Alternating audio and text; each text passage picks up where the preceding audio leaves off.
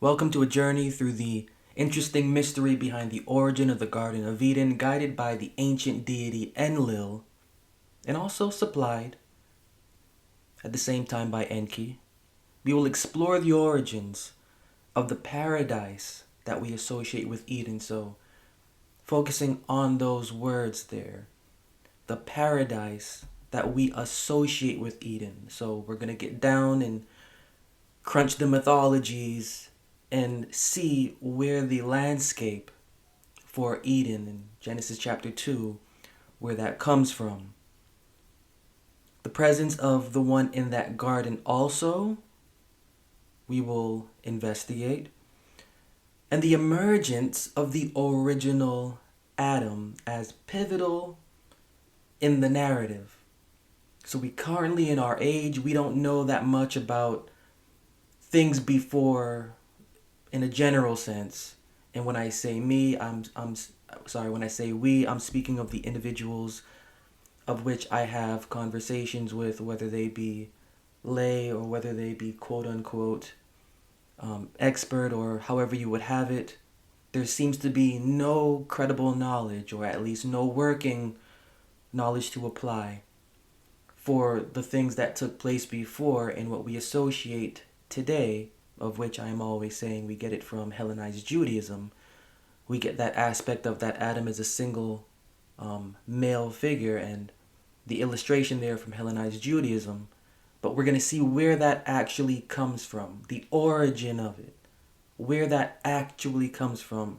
And we're staying in the realm of the ancient mythologies, excavating superstitions of the past to uncover secrets of a world lost in time, where myths and legends intertwined to reveal the figurative essence of humanity's beginnings. And that's the point of all of this. That's the point of these ancient narratives. These ancient narratives, sure, they highlighted gods and deities and such, but the overall reason for why they exist was to show the origin of humanity, and not humanity as in all. Origin of humanity based upon the then ruling empire. Whatever the then ruling empire was, that's where humanity began. Is that literal? No. We're sticking to the mindset of the folks that put these things together. So let's begin.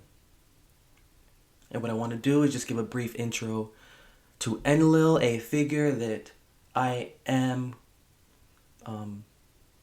interested with, like, continually. Although Anu was the highest god in the Sumerian pantheon, Enlil had a more important role as the embodiment of energy and force and authority. Enlil's cult center was Nippur. Enlil was also the god of agriculture. The myth of the creation of the hoe describes how he separated heaven and earth to make room for seeds to grow. He then invented the hoe and broke the hard crust of earth. Men sprang forth from the opening. Another myth relates Enlil's rape of his consort Ninlil, a grain goddess, and his subsequent banishment to the underworld. This myth reflects the agricultural cycle of fertilization, ripening, and winter inactivity.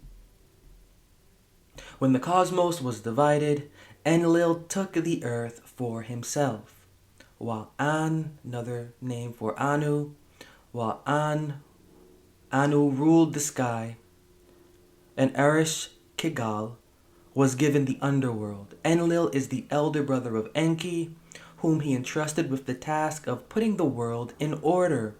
After the great flood, Enlil and An gave Zusudra, the hero of the flood, life like that of a god.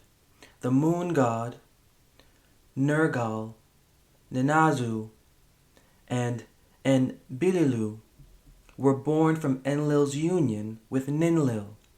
In the myth, the assault of the demons on the moon, when the demons besiege heaven and block out the moon, black out the moon, Enlil deals with the situation by having Enki, the god of magic, intervene. So I want to give just a brief intro, which is like really brief on this character, because we're going to dig into more of what this character is. You'll see enlarged as we move further. So now I want to recite what I have here as a poem. A poem rehearsing the lore or the aura of what or of who Enlil is. The mighty Lord, the greatest in heaven and earth, the knowledgeable judge, the wise one of wide-ranging wisdom, has taken his seat in the Duranki and made the Kior, the great place, resplendent with majesty. In the city, the holy settlement of Enlil, in Nibru, the beloved shrine of Father, great mountain, he has made the days of abundance, the Ekor, the shining temple, rise from the soil. He has made it grow on pure lands as high as a towering mountain. It's great, the great mountain, Father Enlil, has taken his seat on the dais of the Ekor, the lofty shrine. No god can cause harm to the temple's divine powers. Its holy hand-washing rites are everlasting like the earth. Its divine powers are the divine powers of the Abzu. No one can look upon them. Enlil, when you marked out the holy settlements, you also built Nibru, your own city. You, the Kior, the mountain, your pure place. You founded it in the Duranki, in the middle of the four quarters of the earth. Its soil is the life of the land and the life of all the foreign countries. Its brickwork is red gold. Its foundation is lapis lazuli. You made it glisten on high in Sumer as if it were the thorns of a wild bull. It makes all the foreign countries tremble with fear. At its great festivals, the people pass their time in abundance. Enlil, your ingenuity takes one's breath away. By its nature, it is like entangled threads which cannot be unraveled, crossed threads which the eye cannot follow. Your divinity can be relied on. You are your own counselor and advisor. You are a lord on your own. Who can comprehend your actions? No divine powers are as resplendent as yours. No god can look you in the face. This is how Enlil was viewed, and I'm sure in 2024, as I'm reading that, you can get the same portrait of what we are today familiar with. What I have here again is Isaiah 40, 13 and 14, which reads, Who hath directed the Spirit of the Lord, or being his counselor hath taught him? Remember, it says of Enlil, you are your own counselor and advisor. You are a lord on your own. Verse 14, With whom took he counsel, and who instructed him, and taught him in the path of judgment, and taught him knowledge, and showed to him the way of understanding. So there are many parallels of which you can find concerning Enlil and concerning the deity of Israel. Now, is Enlil the deity of Israel? No, far from that. But that doesn't stop the progression of how the invention of God that man and human beings, or should I say that mankind or priest kind of beings do throughout history. Enlil's commands are by far the loftiest. His words are holy. His utterances are immutable. The fate he decides is everlasting. His glance makes the mountains anxious. All the gods of the earth bow down to Father Enlil, who sits comfortably on the holy dais, the lofty dais, whose lordship and princeship are most perfect. Remember in Habakkuk where it says, Keep silent the Lord is in his holy temple. The Lord is on his throne. Looking at Numbers 1, 4, and 5. He rebuketh the sea, and maketh it dry. Drieth up all the rivers, Bashan languisheth, and Carmel, and the flower of Lebanon languisheth. The mountains quake at him. The mountains quake at him, and the hills melt, and the earth is burned at his presence, yea, the world and all that dwell therein. Same language as we can see as when associated to Enlil, as it says, his glance makes the mountains anxious, the mountains quake at him. Nahum 1 and verse 5.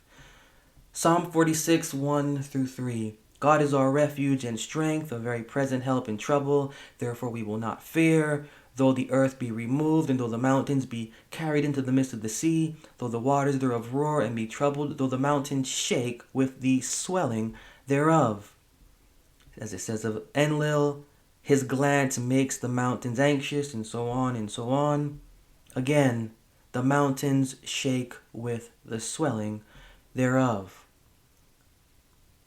It's really no secret, and it's not amazing that the language of which we are reading within the Bible is language taken from the prior age. Just have to remember that if we're going to apply history, the character Abraham comes from Ur of Mesopotamia. Mesopotamia has the central religion of where Anu, Enlil, and Enki are the Trinity. So we have to remember that this is just a culture passing down. Deities are being invented and reinvented and reimagined and reinvented and reimagined until we get to the point of where we are in the Psalms 46 verse 3. Though the waters thereof roar and be troubled, though the mountains shake with the swelling thereof.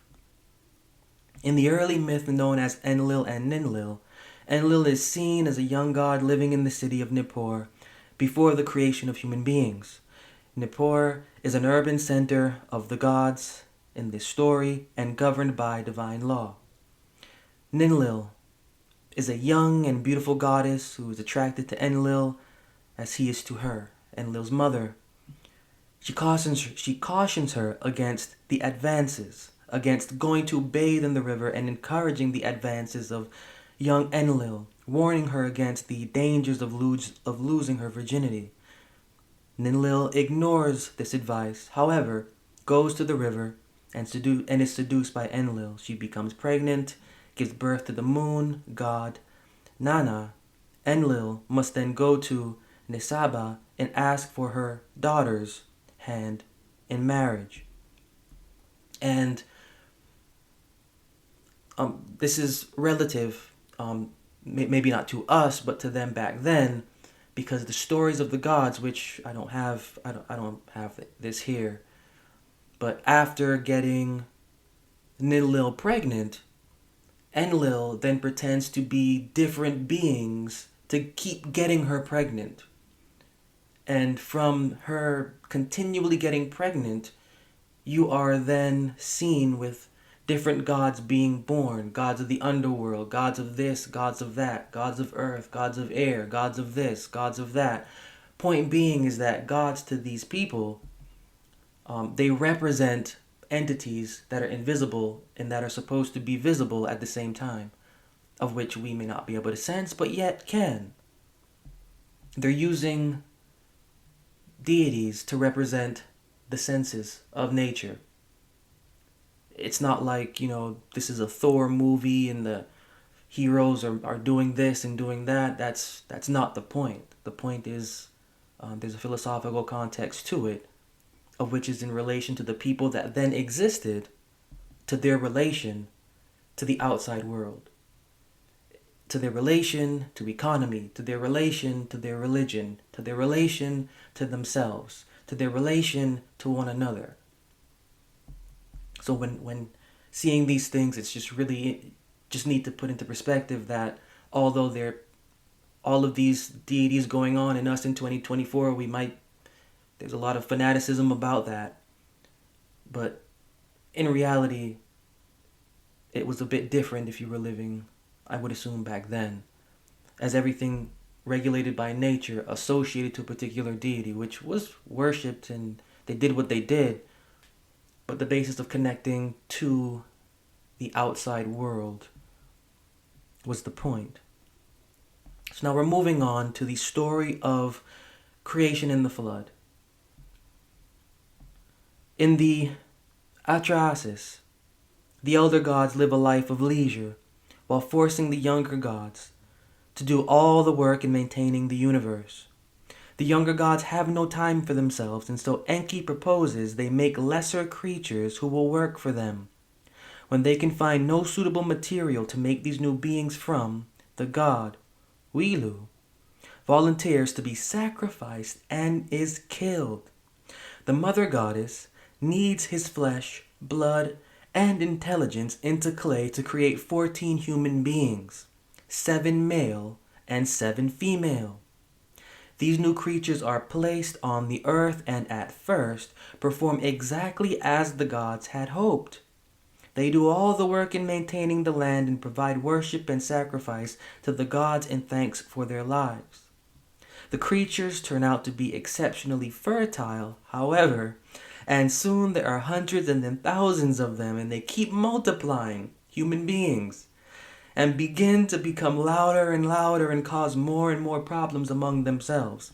Enlil finally cannot tolerate the noise anymore and decides to decrease their population. He sends a drought, a pestilence, and a famine upon the people, but each time they appeal to their creator, Enki, for help, and he secretly informs them what to do to save themselves and return balance to the earth. Enlil cannot understand what is happening, since somehow everything he sends against the creatures seems to simply help them multiply more abundantly. And so he decides to destroy them with a great flood.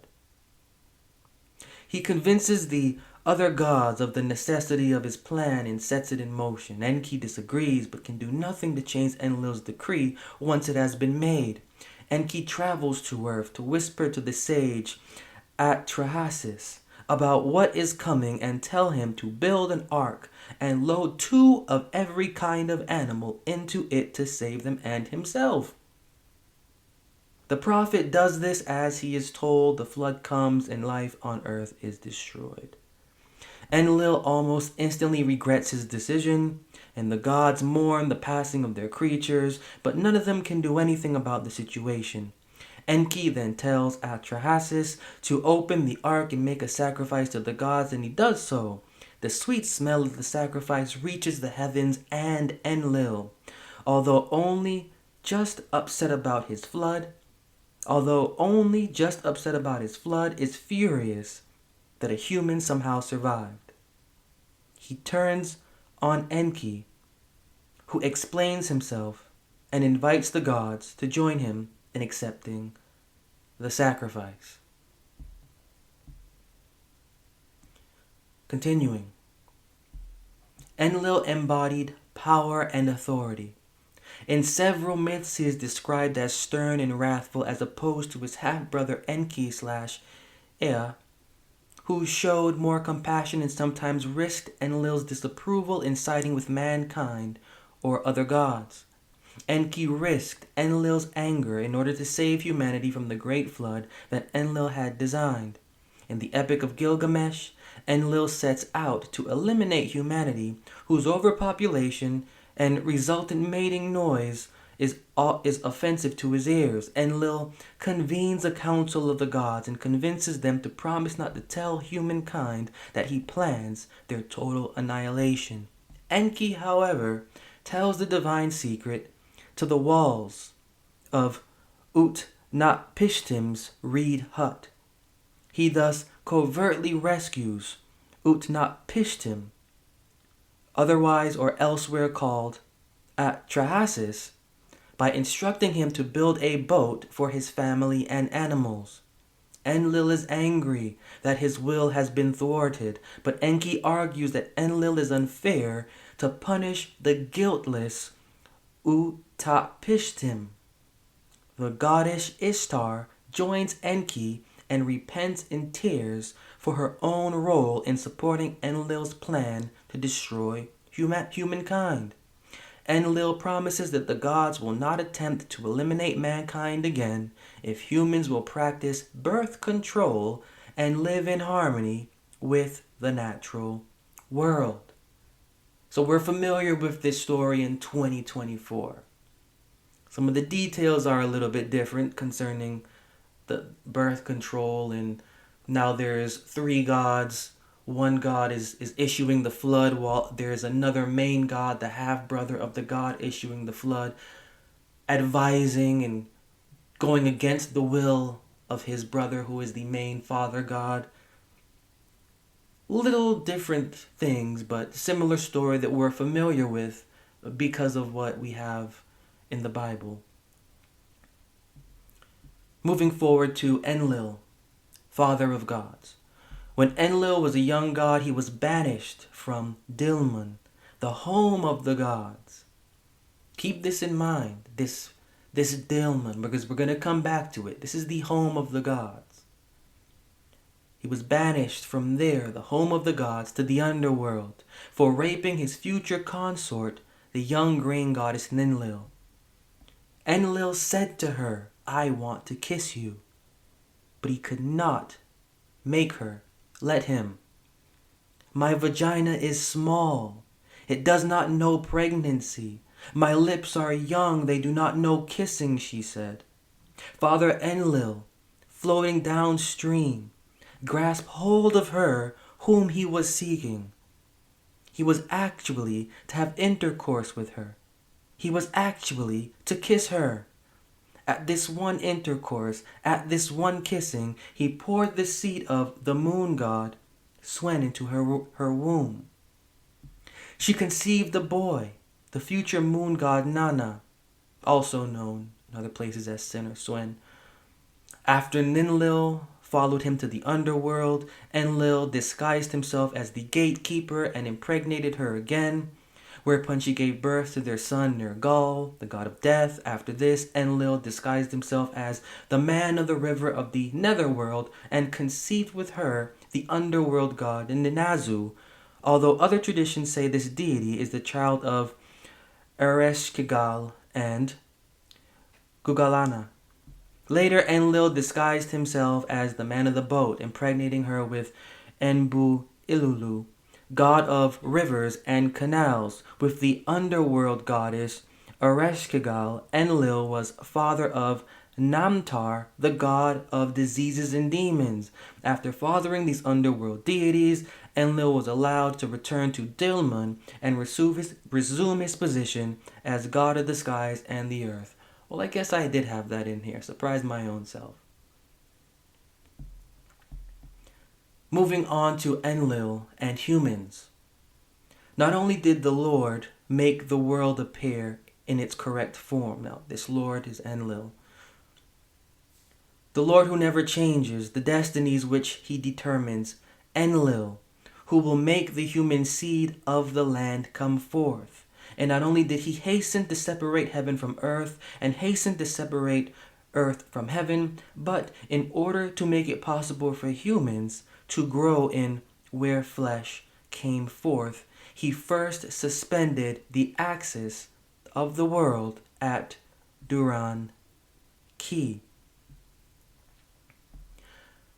Another document, which dates to after 1100 BCE, is the only one in which blood is necessary for the creation of humans.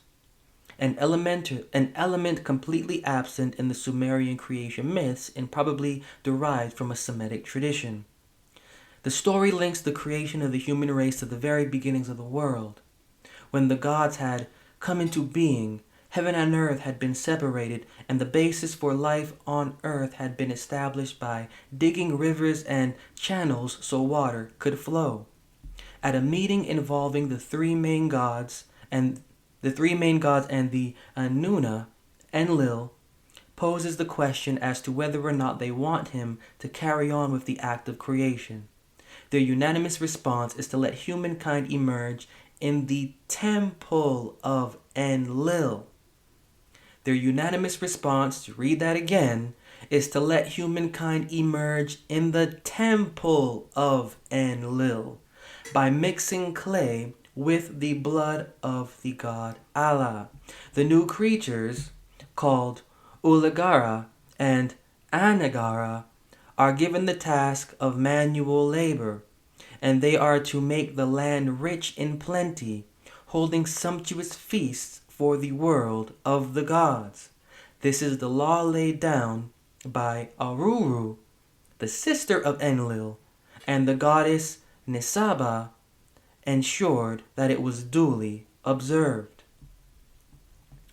Human nature, then, is part clay, earthly, and part God, divine.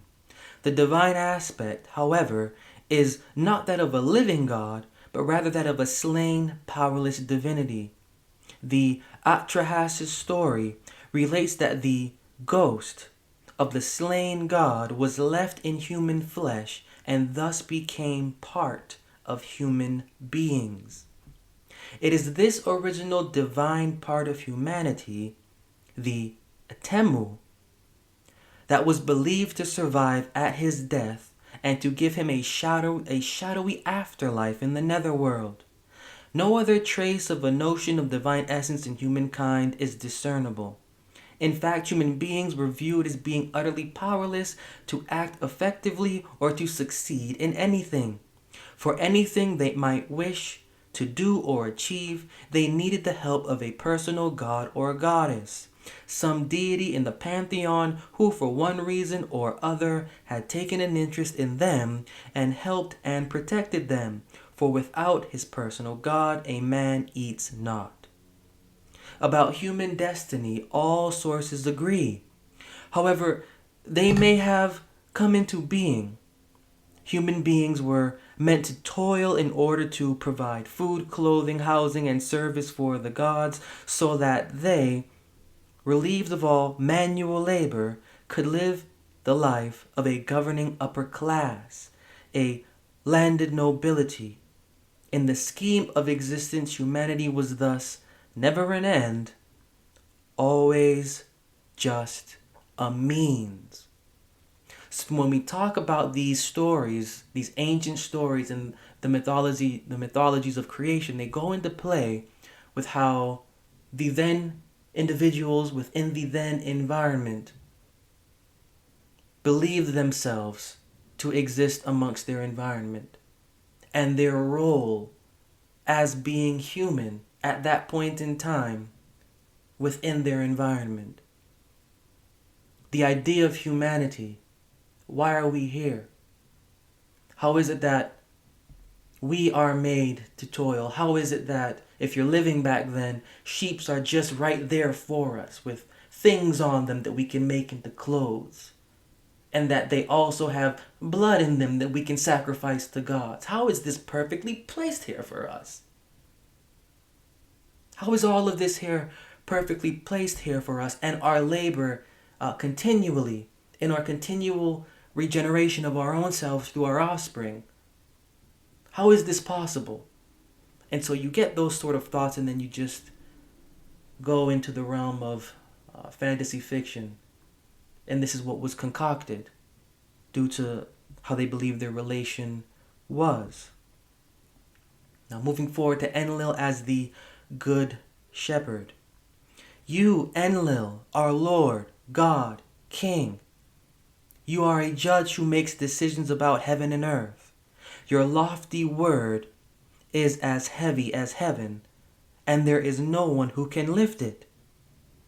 The Anuna gods at your word. Your word is weighty in heaven, a foundation on the earth. In the heavens, it is great, reaching up to the sky. On the earth, it is a foundation which cannot be destroyed.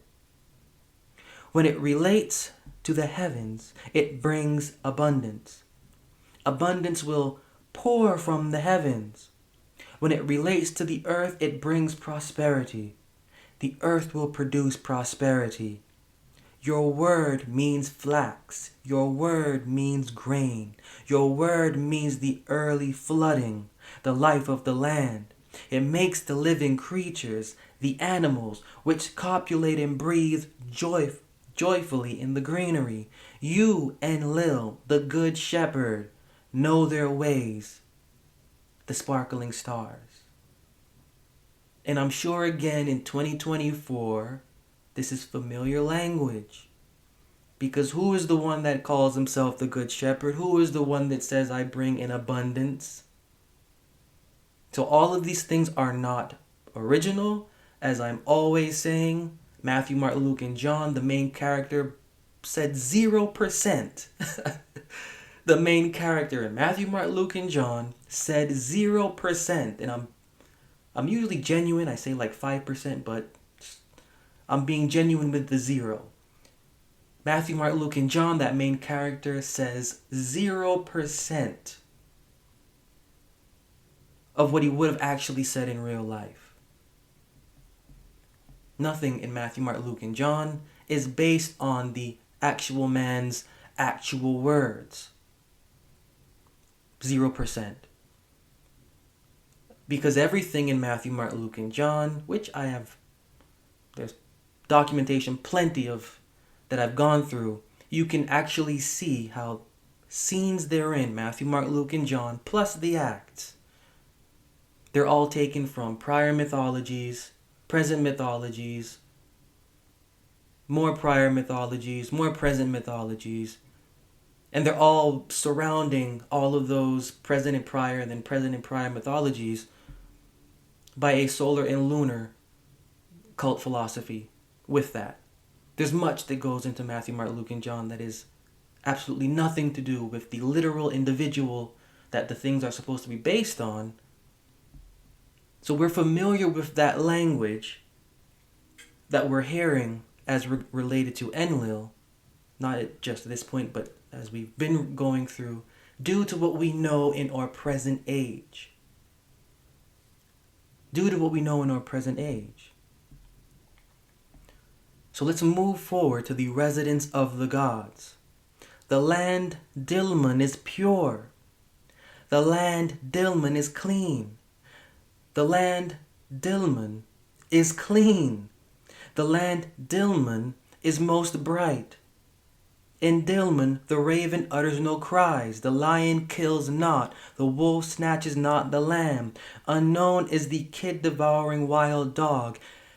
Its old woman says, not I am an old woman. Its old man says, not I am an old man. I'm sure we get in 2024 what that's pointing to. The land of Dilman is holy. The land of Dilman is pure.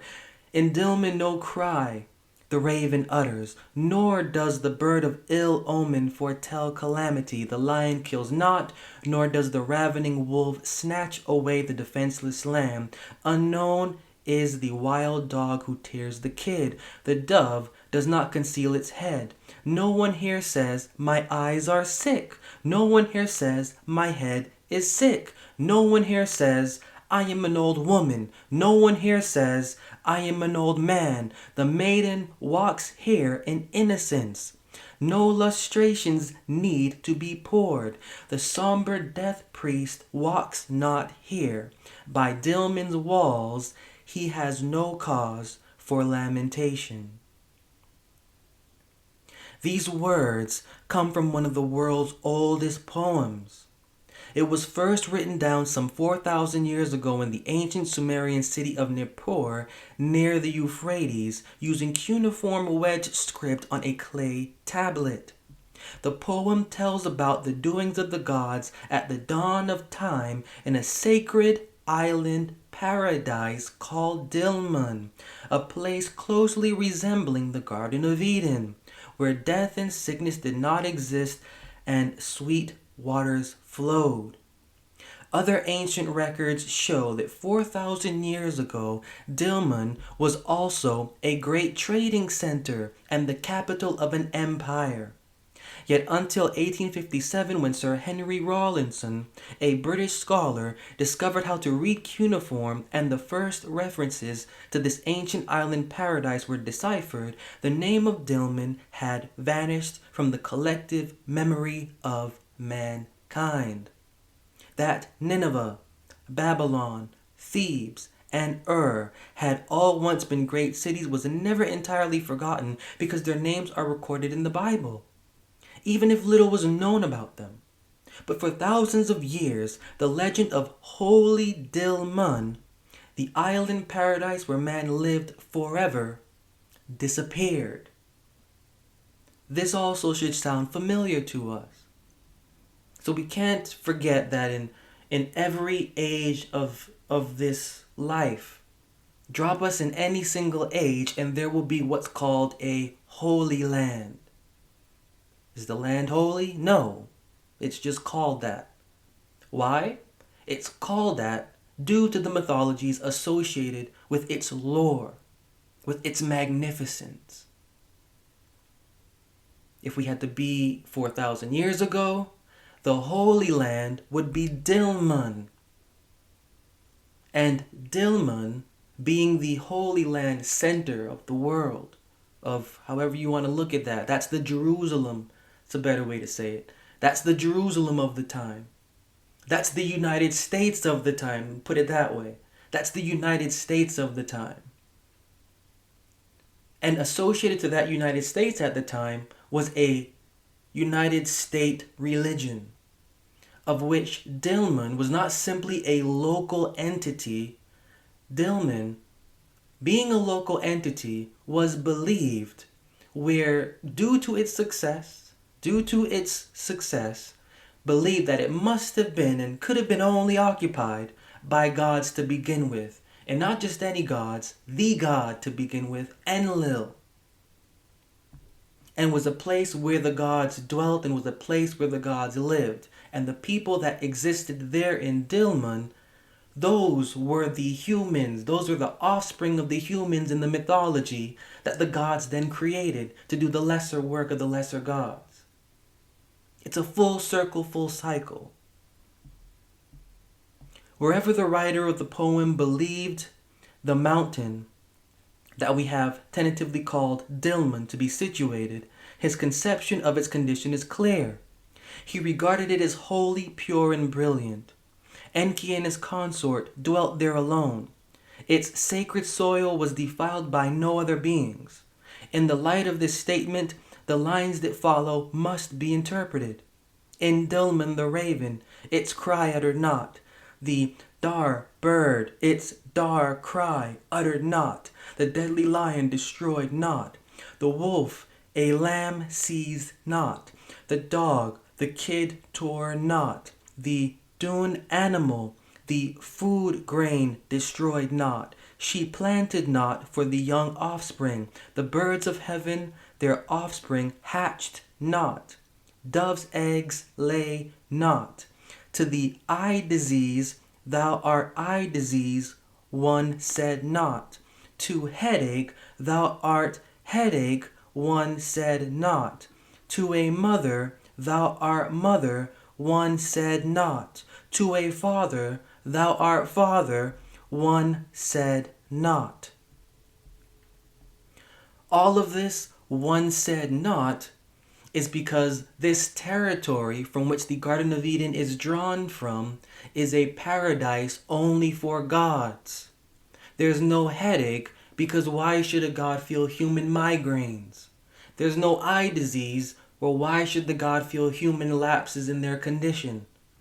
There is no lion eating anything, there's no dog snatching anything, there is tranquil peace because this is how the land of gods should be imagined. But that's not it. We have to now move forward to the man that those gods created. A tree of Ashnan had not been born, had not become green. Land and water, Taku, had not created. For Taku, a temple terrace had not been filled in. A ewe had not been bleated, a lamb had not been dropped, an ass there was not to irrigate the seed.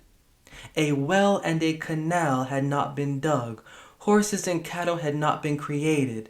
The name of Anshan, spirit of sprout and herd, the Anuna, the great gods, had not known. There was no grain of 30-fold. There was no grain of 50-fold. Small grain, mountain grain, hand of the brilliant lady grain there were not. Taku had not been brought forth, a shrine not lifted up. Together with Nintu, the Lord had not brought forth men. Shamash as leader came, to her Lalu came forth, mankind he begot. Many men were brought forth, food and sleep he did not plan for them. Clothing and dwellings he did not plan for them. The people with rushes and rope came. By making a dwelling, a kindred was formed. To the gardens they gave drink. On that day they were green, their plants. And then 4 lines are missing from the poem, and another line is taken away. Father Enlil of mankind, creation of Enki. Read that again. Father Enlil of mankind, mankind being creation of Enki, Father Enlil. Duazaga is surrounded, O God. Duazaga, the brilliant, I will guard for thee, O God. Enki and Enlil cast the spell. A flock and Ashnan from Duazaga they cast forth. The flock in a fold they enclosed, his plants as food for the mother they created. Ashnan rained on the field for them, the moist wind and the fiery storm cloud they created for them. The flock in the fold abode, for the shepherd of the fold joy was abundant. Ashnan as tall vegetation stood, the bright land was green, it afforded full joy. From their field a leader arose. The sun from heaven came to them. Keep that in mind. The sun from heaven came to them. The flock of Ashnan he made to multiply for them. The whole he raised up, he appointed for them. The reed country he appointed for them. The voice of their God uttered just decisions for them. A dwelling place was their land. Food increased the people. The prosperity of their land brought them danger. They made bricks of clay of the land for its protection. The Lord caused them to be, and they came into existence. Companions were they, men with wives he made them dwell. By night, by day they are as helpers. The story of the creation of man. Man's ultimate role and purpose on earth being helpers to gods. Man's ultimate purpose. Now keep in mind this is not 2024. This is 4,000 or something years ago. Due to the environment and times, that's how life was interpreted by these individuals in relation to their deities. Like the so-called paradise myth, it begins with an elaborate statement of the things that were non-existent. When the great gods, as many as then existed, entered the mountain of heaven and earth. It then proceeds to tell how men were begotten from the marital union of Shamash and Nintu. Just as the other text tells how the irrigating waters were begotten by a similar union between Enki and Nintu. According to the myth, these men lived in Babylonia. At least they made themselves huts, like the primitive huts of Babylonia. They also began to cultivate gardens. In this poem, Ashnan, as already remarked, was a god of vegetation and fertility. His name is expressed by an ideogram that was compounded of a head of wheat and 2 treetops. The name designates such a deity, as in many Babylonian texts, was called Dumuzi or Tammuz. Ashnan appears to have been an old Babylonian name for Tammuz. This is a name we should be familiar with. Although we're reading in the text Ashnan, it actually translates to Tammuz. Ezekiel 8:14. Then he brought me to the door of the gate of the Lord's house, which was toward the north, and behold, there sat women weeping for Tammuz. Who is Tammuz? In the script that we have read, the poem, the Son of Heaven, that's Tammuz. Tammuz, just as Tammuz rose from the dead to bring prosperity to his country, Joseph went up out of prison to become Adon or Adonis of Egypt and the savior of the people. Tammuz was rescued and loved by Ishtar, the queen of heaven. Moses was rescued and loved by the daughter of Pharaoh, who, as daughter of the Pharaoh, was also queen of heaven. As Tammuz died for his people, so Moses sacrificed his own life for the welfare of his people. Tammuz is a dying and rising deity. And when we're reading in Ezekiel, weeping is associated to Tammuz. It is weeping that resurrects Tammuz. That's why we should not be surprised in 2024 when in the book of John, reading that Mary was weeping outside the grave. And what next happened? What next happened after she was weeping outside the grave? Jesus appeared.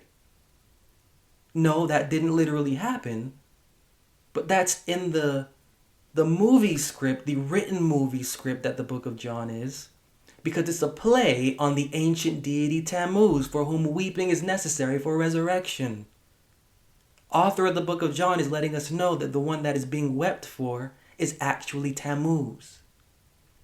Tammuz in a new form, in a new age. And so the connections to Tammuz and this idea of the Mesopotamian, Sumerian, Babylonian idea of Tammuz as being a dying and rising deity, it carries weight from Genesis to Malachi, as you saw, or as you can see in the scenes with Joseph. Remember when Joseph went down into Egypt and his father heard? Well, what did Jacob do? What does it say that Jacob did when hearing that his son was dying? It says that he was weeping. Although not a blatant connection there, the idea of just simply seeing weeping there, knowing the backdrop of the narrative, that is a play. Because what did Joseph end up doing later on? Instead of dying in prison, he rose up out of prison. Prison, a symbol of the underworld in figurative language. Joseph was sentenced to the underworld, rose up from the underworld, became God of heaven and earth. Of course, beside the main God of heaven and earth, Pharaoh. Figurative language there, as Pharaoh is a representative of the deity of heaven and earth, Ra. So Joseph takes on the same, being clothed in the array and wearing the things of that and receiving of the king of Egypt that. This idea of Tammuz, the theme that spread from that ancient world into the script of what is the Bible, it carries through. And then it carries on into Matthew, Mark, Luke, and John. And in ways that are really, really not that secret. So now this individual, because we initially, not to get sidetracked, although that poem is about Ashnan and the vegetation deity and Tammuz and such, the main idea was the man there, Taku. It is this Taku, this man, that the poem is supposed to be framed around, because everything in there was for him. We are now prepared to return to the question propounded above: who was Taku? The answer to this cannot, from more present information, be given with certainty. It depends upon the interpretation put upon our 4 passages in the document last translated. 2 of these passages are perfectly clear. For Takku, a temple terrace had not been filled in. Taku had not been brought forth, a shrine had not lifted up. These lines indicate that Taku was a being to whom shrines existed in Babylonia. From the other 2 passages, 2 different inferences are possible. 1. Taku is a god of fertility like Ashnan, in reality Ashnan under another name. Or 2. Taku is a deified king. The 4th line of the poem, as translated above, runs as, land and water Taku had not created. If this is the correct rendering, Taku was not a deified king. As already noted, however, we might translate his land, i.e. Sumer, Taku had not created. Taku might be a deified mortal. The grammatical analogy of the text is accordingly strongly in favor of the rendering of the line, which would make it impossible to think Taku a deified mortal. For this reason, the rendering in the text has been adopted. The phrase, the sun from heaven, Dumu Galan Nata, the sun descending from heaven, applied to the leader introduces the word Dumu, with which the name Tammuz begins, and favors the view that the leader is the god of vegetation.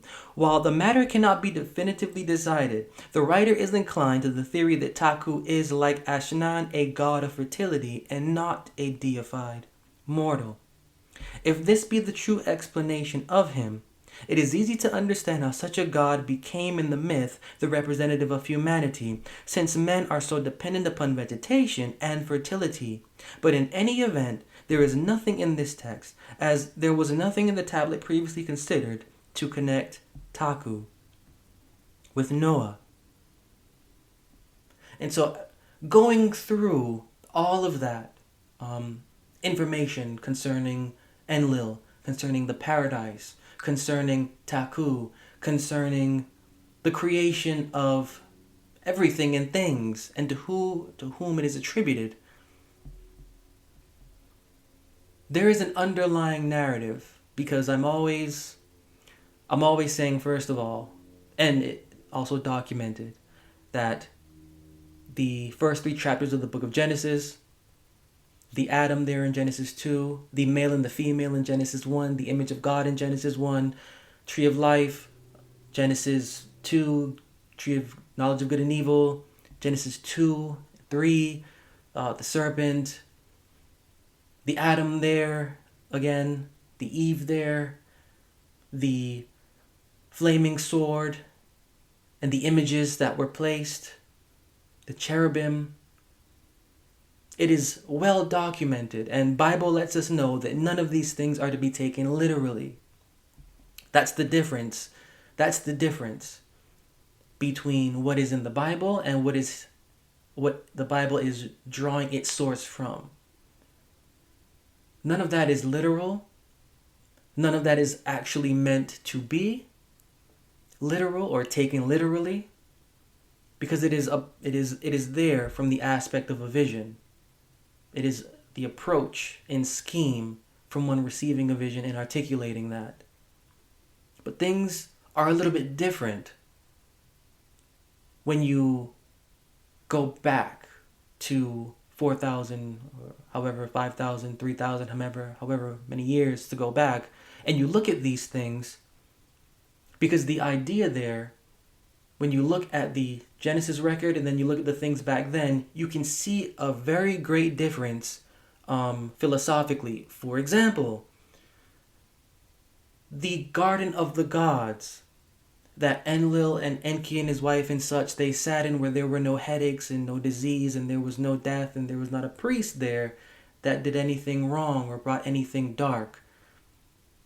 That's a separation in essence between what is above and what is human. The gods are greater than us. The gods live in a place greater than us. We may never get to the place that the gods are, and should we have to do a lot to get there, however we would get there. We are sent here to work for the gods. The gods are above us. They are the upper class. We can understand what that means in reality because that's a figurative illustration. They are the upper class. We are the lower class. We are to provide our services for them. They can screw us over. We can't screw them over. We need them. They don't need us. When you enter into the book of Genesis, and I'm just giving an example of the difference between the two philosophically, you have the Garden of Eden, and then you have the main figure of the Garden of Eden there with them. And there is nothing, and I just want to add, there is nothing in the Bible that says that in this Garden of Eden is the same sort of scene, is the same sort of context, is the same sort of fitness that we find in the Garden of the Gods, of which Enlil, his wife, Enki, his wife, and all of them lived in, the Garden of the Gods. There's not a hint of that in the Garden of Eden. There's not a hint of that, I should say, in Genesis 1, 2, and 3.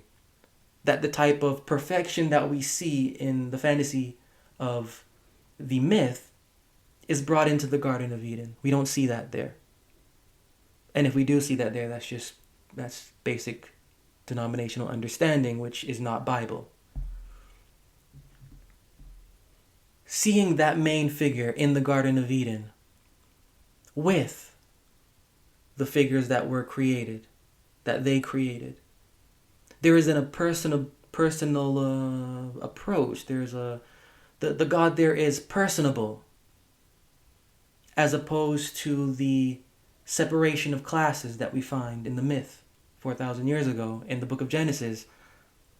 There's a personal approach. There's a personal relationship that the main deity there wants to have with their creation.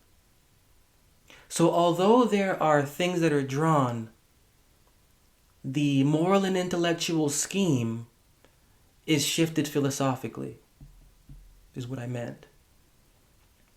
When you get beyond that theological, moral, and philosophical shift, and when you look at the context of the language of which these things are, and the aspect of which they are written, beyond that aspect, there is an underlying core philosophy where all of these figures represent ecclesiastical history, for example. Repeating ecclesiastical history. These things I'm in reference to what is in the book of Genesis. Repeating ecclesiastical history. Eternally unchanging philosophical context. Eternally unchanging philosophical context for how the human being devotionally, primarily devotionally, should carry the conscience of their belief.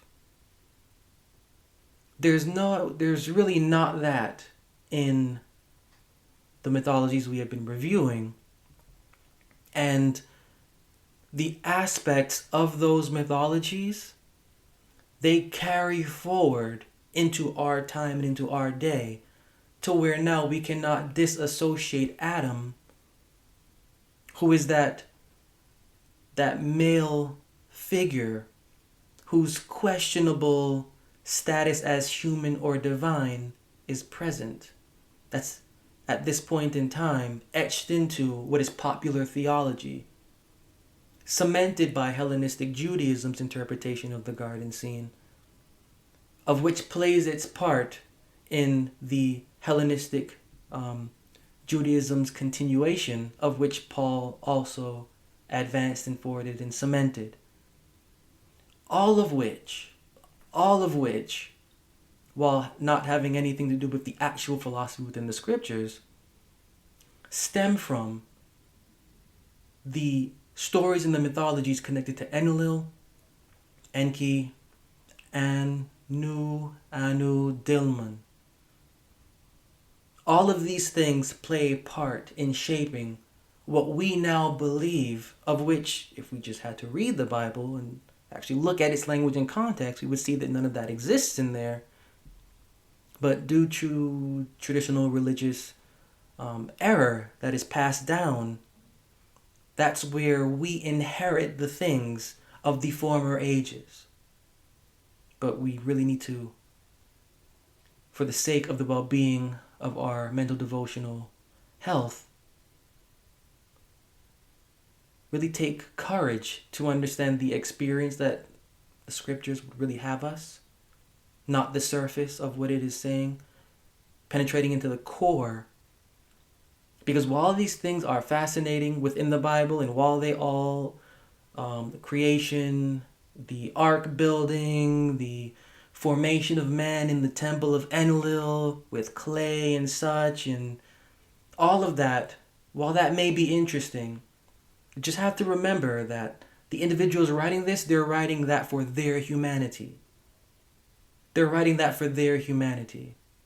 And so every civilization that has come along has also been writing creation myths for their humanity. And when I'm saying their humanity, I'm meaning the individualized local humanity of these people. Whether they be in Sumer, whether they be in Rome, whether they be in Ethiopia, whether they be in the middle of the United States, whether they be in the middle of Australia, in whatever age, these individuals are writing creation myths local to themselves. Nobody else in the world matters. As a matter of fact, everyone else in the world has sprung from us. They have sprung from us because we are the premier. That's the idea. So we can't get caught up in response to the different things that the conversations that I have, we can't get caught up in, oh, we were created by this, we were created by that. No, you weren't. They were. Where you came from, to them, who cares? We gotta remember, we really have to think about what we're saying and what we're reviewing when we get into the realms of philosophical connections to our environment. We really have to be mindful of the time and the age of which we are reliving or rehearsing or reviewing to really see that the things that were then was for them. We are in an age, our own, where we have to figure out our own, as they would say, or they should say to us. The Sumerians, they belong and were created by the gods, not us. The Babylonians, they were made and they created by the gods, not us. Anyone, again, in history with a creation myth, it's local to them.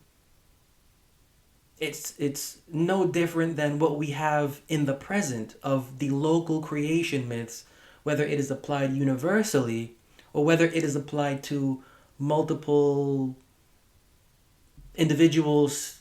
And I'm referring to the religion of evolution, stemming from individual to individual to individual to individual until one became the marquee and now the marketed and is what is.